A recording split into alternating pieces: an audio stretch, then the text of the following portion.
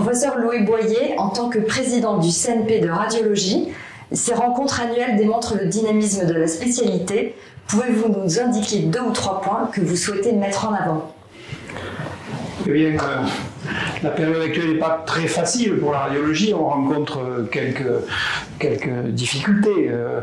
La période de parution des décrets d'activité en radiologie interventionnelle, d'autorisation des équipements médicaux lourds, la période de révision de la cotation des actes médicaux avec le processus lancé par le Haut Conseil à la nomenclature, les problèmes de financiarisation de notre spécialité et puis surtout, ce qui me paraît le problème majeur, c'est le renouvellement des générations avec un déficit démographique important pour les radiologues et pour les manipulateurs, sont des motifs d'inquiétude et qui nous stimulent pour tous les jours se préoccuper de l'avenir de la spécialité. Mais cette année, on a quand même pu rencontrer quelques satisfactions. On a vu paraître et rédiger finalement le référentiel de notre spécialité qui définit le périmètre de nos activités un peu plus clairement vis-à-vis des tutelles, vis-à-vis des autres spécialités, vis-à-vis de la question des délégations de tâches qui animent tout le monde médical.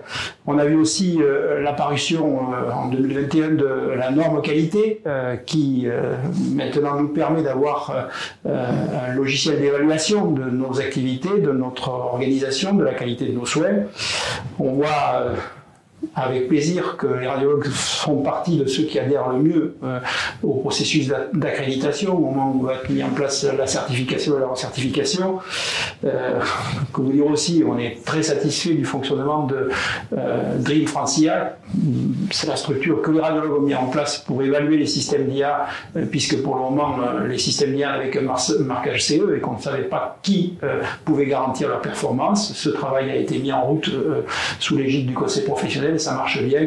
Et puis surtout, je vais vous dire, on est à Nîmes aujourd'hui, pour à Nîmes, on est très très heureux de voir le dynamisme du CERF, son énergie, la qualité de sa réflexion, de ses avancées et le bon fonctionnement de ce collège des professeurs qui est quand même malgré tout un des moteurs de notre spécialité.